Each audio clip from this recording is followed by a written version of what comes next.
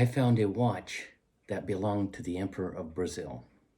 It was made by a dynasty of master watchmakers that has all but vanished from history. Its legacy almost entirely forgotten, and in the case of this watch, never before documented. In this video, I want to take you behind the scenes to look at other remarkable museum-grade timepieces like this one, created by these masters.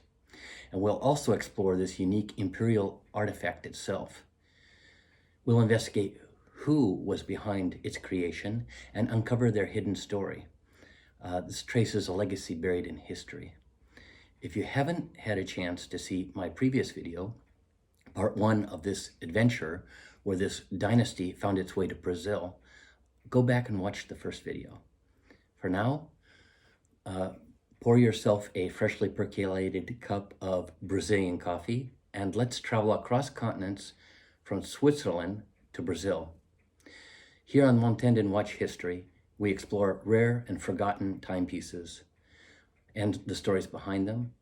This is one of those journeys.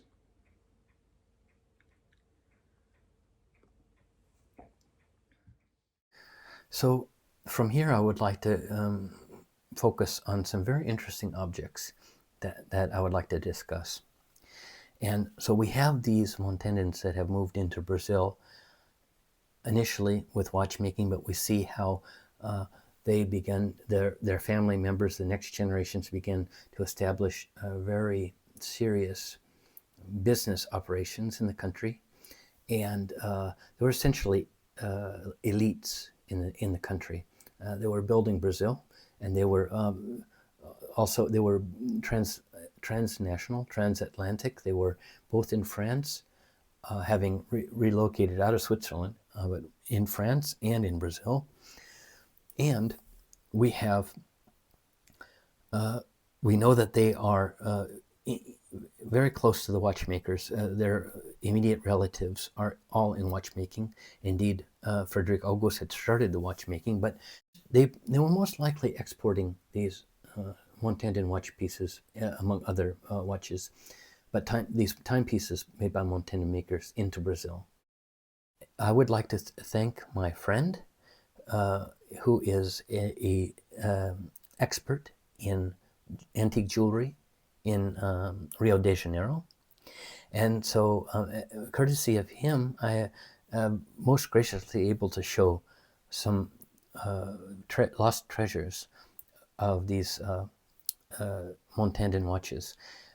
We have what appears to be a watch related to Emperor Pedro II of Brazil. This is a Montandon Locle railroad watch. It has a railroad engraving on the outer case, and it also has a railroad symbol of the engine of a train on the dial. And this is a very sleek timepiece at this time. Now, these watches certainly that I will be talking of, these certainly appear to be from the middle 1880s period that we're talking. This watch, indeed, this is a piece, a 15 ruby piece, Montandon Locle, and it has this double plateau, and the serial number of this piece is 82481. And this is, we can see the crown, and this, basically the architecture here, it's most certainly in this 1884-1891 period. So it has the onion for turning, winding, it's stem winding piece. And this is very interesting. We want to try to understand who the maker of this could be. Now, this Montandon Locle name, this is a name that would be used by various different smaller makers. And it's very difficult to, with any degree of uncertainty, determine who is behind this. However, we do have many clues. Now, I would like to say that this watch is very similar to another watch that is also materialized in Brazil. And indeed, these Montandon and Locle pieces from this period tend to be materializing in South America in particular. So this seems to have been one of the main markets for these pieces. But we do have a secondary piece from the same expert, a Brazilian expert in antique jewelry. And this is Montandon Locle with a serial number of 45590. Now, this is a piece, also 15 rubies, also double plateau. It has the same architecture in the winding. And once again, we have this Montandon Locle. Now, in this piece, we do have a case maker stamp IW. So this is probably the individual who was fabricating the case for the établisseur.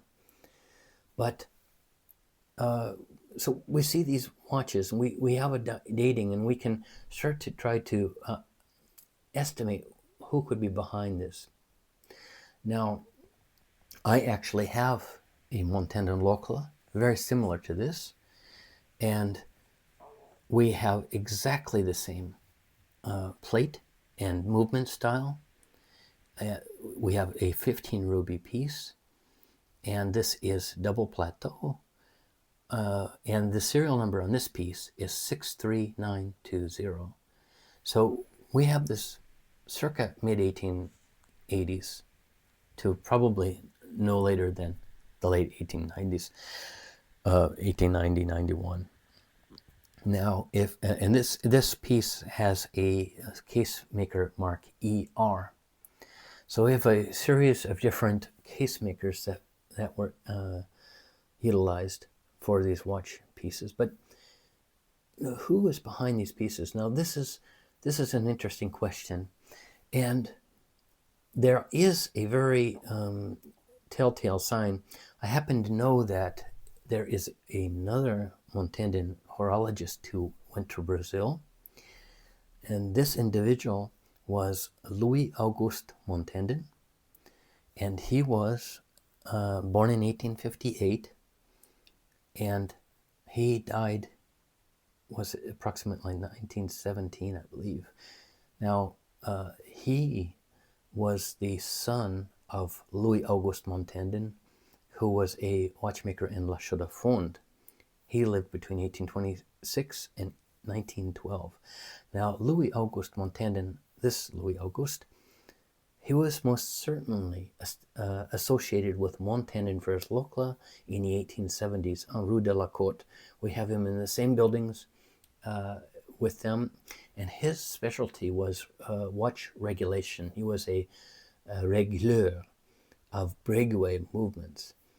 So we find him by the end of the 1870s, certainly by 1880, he has already made the move to La Chaux-de-Fonds, and this seems to be reflecting how most of the masters that were working, or the relatives that were working, fulfilling the specialized parts for Montandon vers Locle, they start to scatter around this time. So Louis-Auguste, we find him materializing in La Chaux-de-Fonds, and we see him in the Devon almanacs as Auguste Montandon Perret, and sometimes Auguste Montandon. So we have him in various locations in La Chaux-de-Fonds, and he was followed at the same location with his son James, and so he seems to have been handing the Swiss business down to his younger son James Montandon. And James, he was born in 1862, died in 1932. James was also a régleur. So with James Montandon, he was married to Cécile Kunz. And Cécile Kunz, she was a pierriste and a certiceuse. So she was working with stone. She was a stone cutter. James was a régleur, like his father, making this réglage. Now, we have that's interesting in this is that James married Cecile, and Cecile's brother was Charles Albert Kunz. He was also a worker with stones. He was a pierriste, certisseur, and Charles Albert Kunz married the sister of James. This is Elvina Constance. She went by Constance Montandon, who was also a régleuse. So she also made réglages. So what we have here is an intermarriage of these two families. We have a brother and a sister married to a brother and a sister. And clearly this is a family alliance, business partnership, with réglage being handled by the Montandons and the pierristes, or certissage, this stone work being done by the Kunzes. And so then we have the other brother of James and Constance, who was Louis-Auguste, who had went to Santos, to Brazil, and he was a négociant en montre et brillant. So we see him selling watches and stones. And this is where this seems to work very neatly, that we see him most certainly exporting Brazilian stones to Switzerland, where the family allied members were integrating them, or making them usable for watches, and the family was assembling these watches and regulating them and sending them back to Brazil to be sold on South American markets. And this is very fascinating, but once again we see these allied families working together in partnerships. This was a business strategy, and we really see it working well here. And indeed, these watches that we have are most certainly created with these Brazilian stones, and constructed and regulated by the family members that were left in Switzerland. There have been some J. Montandon pieces that have materialized with very beautiful stones integrated into fobs.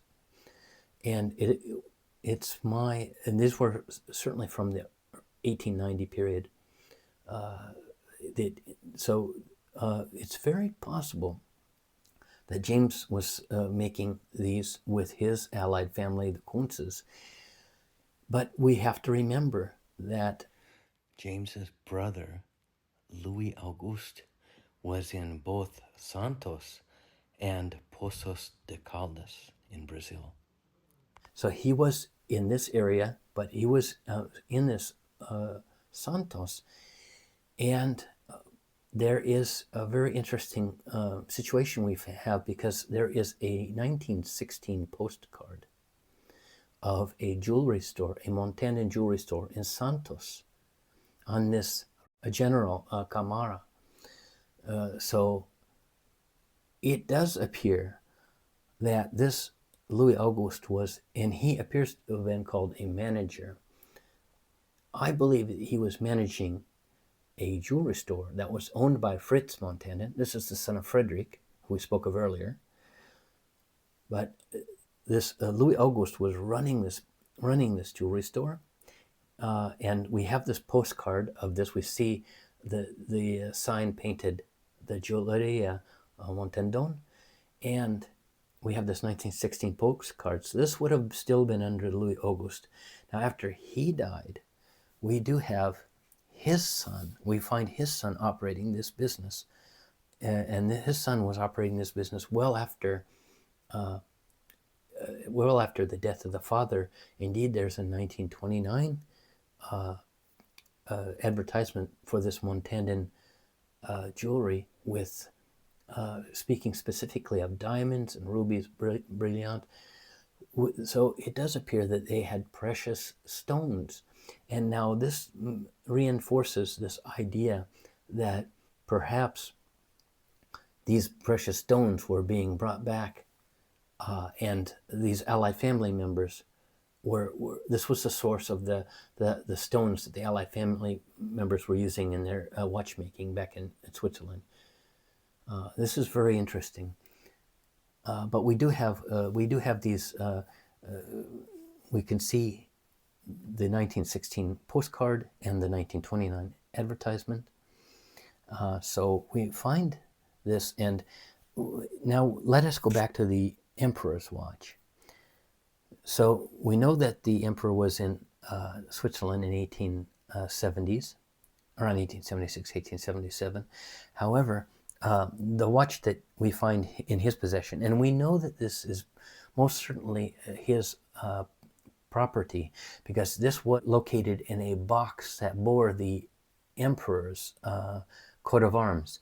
And these objects are all associated with Pedro II, because no one else had the right or privilege to utilize this. Therefore, these objects are certainly attributed to him.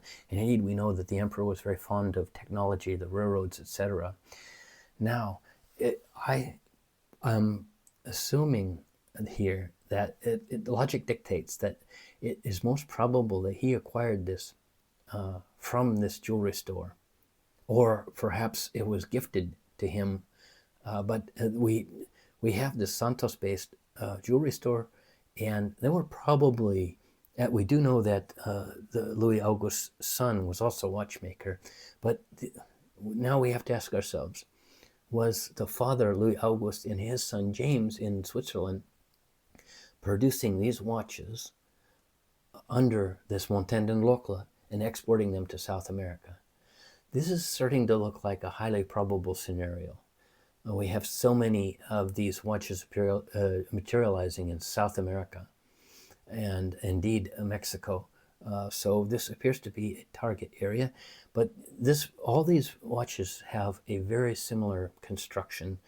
Now the serial numbers are very spaced. However, we don't know what sort of production that they had, and this is something that the production numbers could be a lot more spread out depending upon who their suppliers were. So this is not exactly clear. However, this is not out of bounds. We see sort of a resemblance in the way these numbers are appearing. There is, it must be said, an earlier watch signed Auguste Montandon Locle, and this has a much higher serial number. This is 90,558, 90558, and this has a case maker initial with LH, and this is a coin silver watch that this appears to be from circa 1870 to 1880. So indeed, this may have been one of his earlier pieces. I do look at him as one of the most serious candidates for the role of Auguste Montandon signed pieces. And this may have been a piece that he fabricated while still in Locle, prior to moving to La Chaux-de-Fonds. But once again, we have this plated movement, which is very similar to the later movement types. And all of the fabrication seems to be, in general, very in line. So we have these very interesting watches. We have the watch owned by an emperor, which is very fascinating. I believe Brazil only had two emperors. I believe that Pedro I, this is the father of Pedro II, and his son. This was during the proclamation of the Brazilian Empire. And when the empire stopped existing, therefore, we have no more emperors. But it is a very fascinating connection. There are a lot of indications that the emperor was visiting this province of Minas Gerais and visiting the houses of very influential and powerful individuals. He most probably would have known these Montandons, Frederick Auguste, Eduardo Augusto, the doctor. He was the head of a spa, very elite spa, and later became a deputy in the government. And indeed, during the reign of Pedro, the emperor tended to appoint governors. Now, at this late stage in his rule, it is not exactly clear by what means Eduardo Augusto was he. He probably was appointed by the Republican government, before the actual coup d'etat, as there were slow changes happening before this 15th November 1889 coup d'etat, which removed Pedro. But he appears to have had some realistic connections. This is definitely plausible. And the fact that we have these, the timing does seem to be, these watches would have been they would have been produced at the very end of the emperor's life, but it's very clear that he was a supporter of the railroad movement, the technology. The railroads were being built and established in Brazil at this time, so he was very influential in that. It was during his reign, indeed, that slavery was abolished, and he was very happy that this was able to take place. It was very liberal in this regard, that it was a hot question, yet there was a societal advancement in this regard, and the nation was developing and looking towards Europe for guidance. But this is just a very interesting tale. We have these watchmakers who went so early to Brazil, and they seem to have flourished quite well. There are a lot of their descendants in Brazil nowadays, and they are very affluent individuals, productive members of society, artistic individuals. So indeed, I have been in contact with several of my cousins, and it's just incredible to see how well they've done. So this is a video in tribute to my cousins, and indeed I would like to thank my good friend and his jewelry, antique jewelry establishment, that I would not have been able to make this video without your assistance, and I thank you for the permission to use your images. So I hope this has given a little bit of information about how this family dynasty of watchmakers migrated into the southern hemisphere and essentially followed their dreams. So thank you for your attention, and I wish you a nice weekend.